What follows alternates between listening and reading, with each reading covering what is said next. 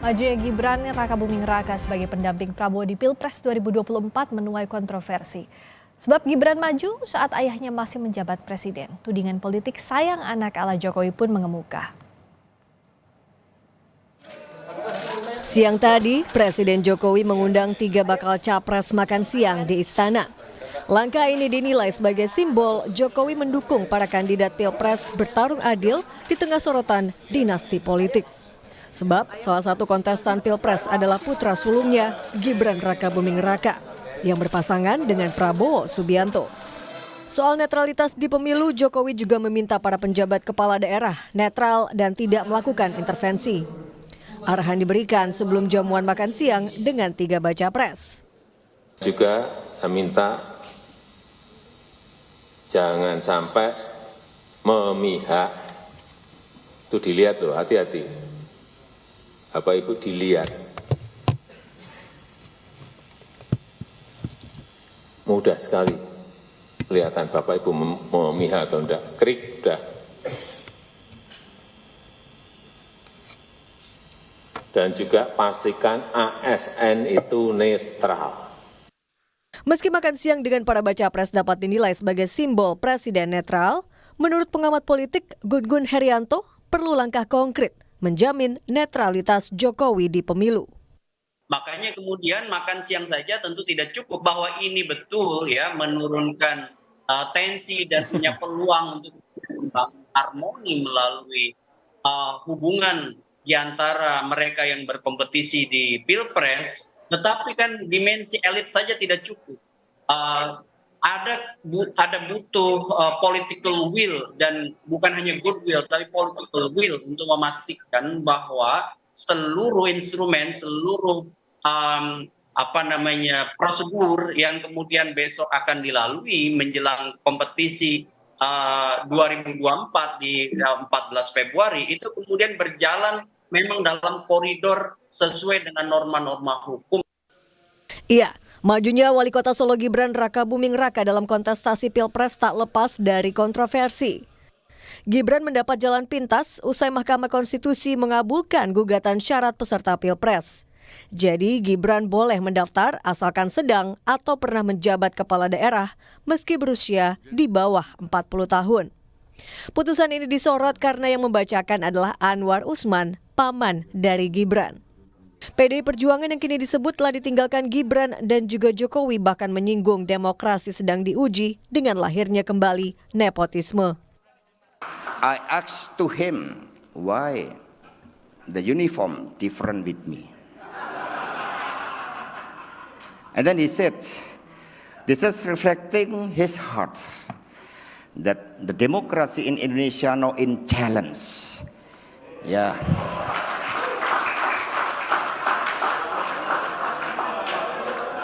Yeah, because the ribbon of nepotism.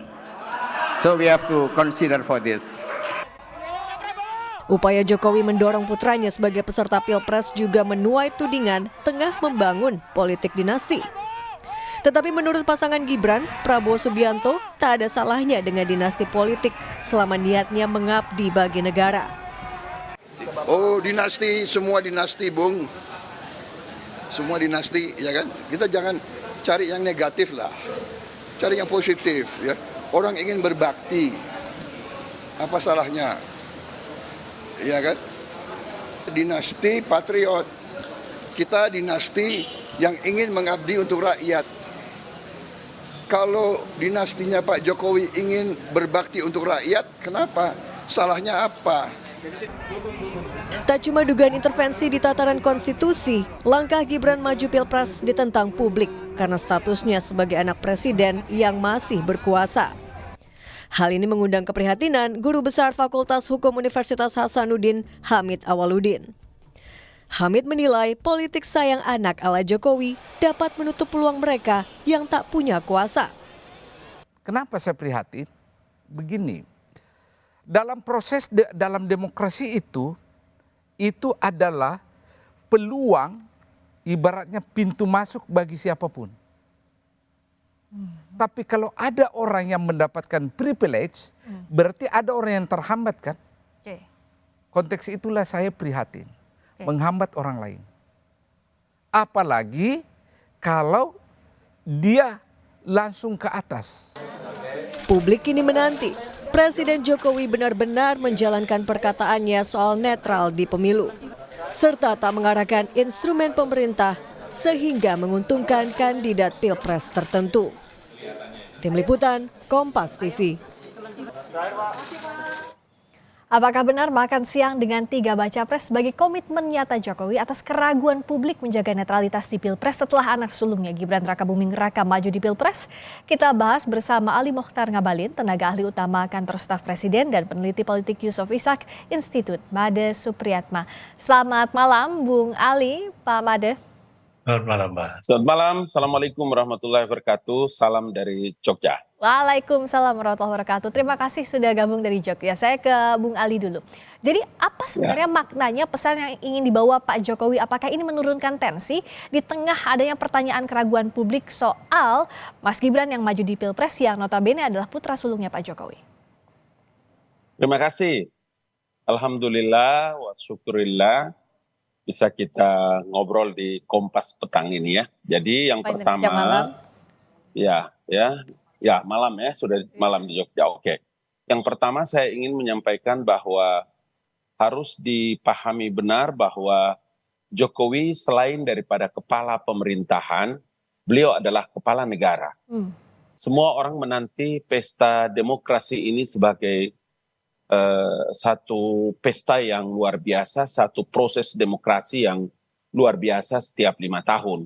Karena itu tentu saja bahwa sebagai kepala negara beliau berkepentingan agar pelaksanaan pesta demokrasi ini, ya election ini bisa berjalan dengan baik, dengan teduh, dengan sejuk, dengan semangat yang luar biasa, tetapi harus sukses dan berjalan dengan baik.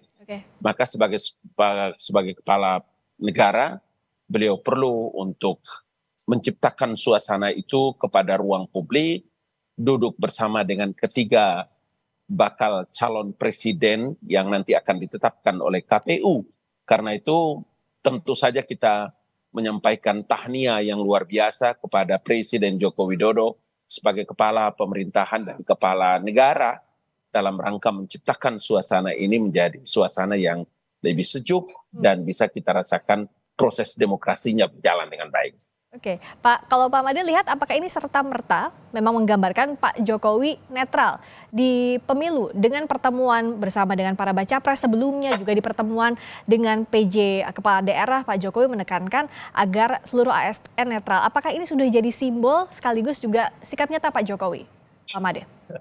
Iya, saya kira itu harus dilakukan ya, bahwa ini sopan santun politik, tapi terus kemudian bahwa orang bertanding atau berperang, election itu adalah perang ya, daripada lain. Orang merebut kekuasaan, orang mencari kekuasaan. Jadi ada sopan santun politik ya oke, gitu ya. Tapi yang paling penting bagaimana seperti yang dikatakan oleh pengamat tadi, bagaimana keadaan di bawah. Ya, kita bisa bilang apa saja, tapi ada sinyal, ada relawan, ada pendukung, ada orang berusaha untuk mencari pengaruh, terus kemudian orang juga melihat karena mereka juga pelaku politik gitu ya, ASN juga pelaku politik gitu dalam hal tertentu gitu ya. Jadi mereka akan melihat peluang dan mereka melihat bahwa apa yang akan diperjuangkan apakah nanti akan menguntungkan mereka atau tidak gitu ya, baik sebagai individu ataupun sebagai golongan. Akan ada contoh-contoh di mana akan ada pelanggaran dan lain sebagainya. Tapi sejauh ini saya kira sopan santun biasa, tidak berarti apa-apa, tidak banyak artinya, bahwa dia akan meringankan sedikit tension atau ketegangan, ya. Tetapi kalau menurut saya ya tidak terlalu banyak gitu ya, karena intinya adalah kita tetap berkompetisi. Ya, orang mencari kekuasaan dan ini kekuasaan yang bukan main-main, kekuasaan tertinggi di Republik ini. Ya. meringankan tensi iya, tapi apakah bisa dipercaya Bung Ali ini bagaimana menjawabnya? Tadi kan Mas Ganjar juga Mas Anies bilang bahwa berpesan agar Pak Jokowi dan seluruh aparatnya netral. Dan bagaimana pula meyakinkan publik karena yang maju ini adalah anak kandungnya. Antara ayah dan anak bagaimana memisahkannya dengan posisinya sebagai presiden? Bagaimana meyakinkan ini Bung Ali? Oke. Dalam hal pelaksanaan pemilu, baik itu di Capres dan Cawapres, ini kan bukan untuk pertama kali ya. Dan yang kedua, jangan lupa bahwa kemajuan teknologi hari ini tidak ada satu orang pun yang bisa bersembunyi di balik kecurangannya. Itu sebabnya kenapa kita sangat optimis ya, khususnya dari pemerintah kami ya, maupun KPU dengan luar biasa dan seluruh perangkat-perangkat yang ada. Kalau Bapak Presiden kemudian membuat pertemuan dengan kepala-kepala daerah, baik gubernur, bupati, wali kota, seluruh Indonesia, kemudian menyampaikan, ya, mengingatkan agar seluruh aparatur sipil negara dengan seluruh jajarannya tetap netral, jangan pernah ada yang berpihak. Luar biasa bukan? Kenapa kita tidak memberikan apresiasi yang luar biasa kepada apa yang dilakukan dan langkah-langkah ini sangat terbuka. Dan sekali lagi saya sampaikan bahwa hari ini dengan kemajuan teknologi yang luar biasa ini, tidak ada satu orang pun bisa bersembunyi di balik kecurangannya. Mari kita lihat nanti pelaksanaan pemilunya, apakah benar apa yang disampaikan Bapak Presiden sebagai kepala pemerintahan dan kepala negara kepada bupati, wali kota, dan gubernur maupun penjabat-penjabatnya. Nanti kita lihat. Dan ini adalah sebuah itikat yang luar biasa datang dari seorang pemimpin negara. Oke. Saya kira ini begitu. Bagaimana Bung Ali lihatnya ada sejumlah keraguan, misalnya saja PDI Perjuangan, Partai Jangkar yang selama ini mendukung Pak Jokowi bilang bahwa ada nepotisme baru, juga Pak Anies juga menyindir bahwa ada nepotisme di awal, nantinya juga pasti nepotisme dan sebagainya. Bagaimana menjawab ini? Iya, makanya kalau kita mau bicara dengan jujur, dengan baik, saya tidak mau menuduh partai manapun di Republik ini. Sehebat apapun Anda dengan kekuasaan partai politik yang Anda miliki, atau sepintar apapun saudara sebagai calon presiden di Republik ini, mari kita lihat dengan baik. Apakah anak presiden, apakah anak gubernur, apakah anak wali kota, anak bupati, yang bapaknya sesaat berkuasa, kemudian dia tidak boleh mencalonkan diri untuk hadir, memberikan kontribusi dalam semua event-event penting bagi pemimpin di Republik ini, atau di kabupaten, atau di provinsi. Please, mari kita atur kembali itu undang-undangnya supaya ada khusus, sehingga orang itu tidak punya kekhawatiran. Dinasti, nepotisme, dan lain-lain. Rujukannya kembali dong kepada undang-undang. Jangan baperan melihat perkara-perkara politik di tanah air itu, supaya kita punya tanggung jawab penting, mendidik seluruh masyarakat Indonesia, mendidik generasi Indonesia, mengedukasi mereka dalam dunia politik. Gitu. Kalau Pak Made, bagaimana agar mengeliminasi keraguan dari masyarakat soal langkahnya Pak Jokowi sekarang di tengah anaknya yang berkontestasi? Sulit, Mbak. Ini kita pertama kali dalam kehidupan Republik ini ada seorang presiden dengan anak kandungnya sendiri dengan pengalaman yang sangat minim, maaf saya katakan begitu karena memang ya maju dalam kontestasi untuk public office nomor 2 terbesar di negeri ini gitu ya.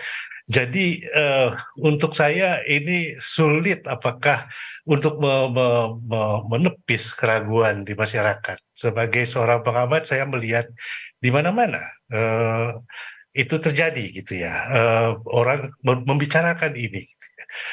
Kok tidak tahu malu ya?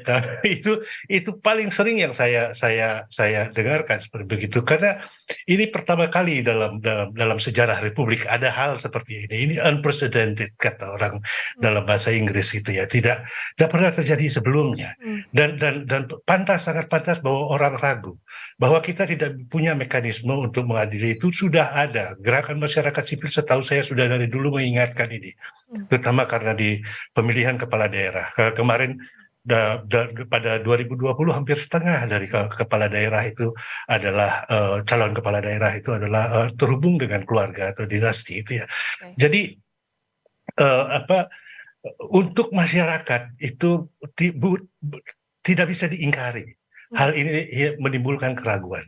Ya, Yang bisa diawasi oleh masyarakat saat ini bagaimana, Pak Made? ya saya kira nanti kembali kepada kampanye gitu ya. Tetapi sekali lagi bahwa kampanye ini tentu yang menentukan adalah uang. Orang kemudian dibangun persepsinya itu, dan mereka yang memiliki uang kita tahulah siapa gitu ya. Dan kemudian mereka yang memiliki kekuasaan. Dan kemudian ada uang, ada kekuasaan. Dan saya kira ya ada beberapa saya kira dari pihak yang incumbent katakanlah sekarang begini itu mengatakan bahwa mereka akan menang satu putaran. Nah sekarang Bung Ali, terakhir saja bagaimana meyakinkan agar kecurigaan publik, keraguan publik tidak terbukti? Iya, makanya saya bilang kita orang-orang yang pintar, kita orang-orang pengamat. Saya sekolah doktor, saya sekolah dalam komunikasi politik, Pak Made dan semua orang yang pintar ini. Pesimisme itu penting dalam sebuah negara sebesar kita ini. Kalau orang ragu, iya, tidak apa-apa. Baru juga dalam sejarah Republik Indonesia dan bahkan dunia, ada seorang pemenang pemilu, pilpres, kemudian mengakomodir rivalnya yang kalah. Baru pertama terjadi di dunia, itu di Republik Indonesia. Mari kita buat sejarah. Kita buat sejarah bahwa ada seorang presiden namanya Joko Widodo, punya anak maju ikut main sebagai wakil presiden, dan pemilunya berjalan dengan adil, dengan jujur dan baik. Ragu boleh, tapi pesimisme tidak boleh. 2019, maaf Pak Ngabalin, 2019 Pak Prabowo protes, dan itu ada kerusuhan besar, 21 dan 22 Mei. Dan itu mereka tidak percaya bahwa pemilu itu berlangsung secara adil. Walaupun mereka dikalahkan oleh.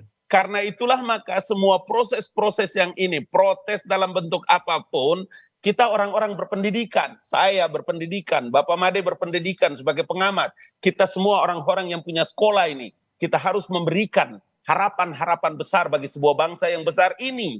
Jangan pernah kita pesimis, karena kita punya tanggung jawab untuk memberikan pendidikan kepada masyarakat pemilih. Karena itu ragu boleh, tapi mari kita jaga sama-sama pemilu ini dengan baik, karena itulah Presiden Joko Widodo mengundang gubernur, penjabat gubernur, bupati, wali kota semuanya, untuk menyampaikan agenda yang sama. Baik, negara dan penyelenggara pemilu harus membuktikan ini, dan rakyat pun harus mengawasi jalannya pemilu 2024. Terima kasih Bung Ali Mokhtar Ngabalin, tenaga ahli utama kantor staf Presiden. Terima kasih Pak Made Supriyatma, peneliti politik Yusuf Ishak Institute. Terima kasih, selamat malam.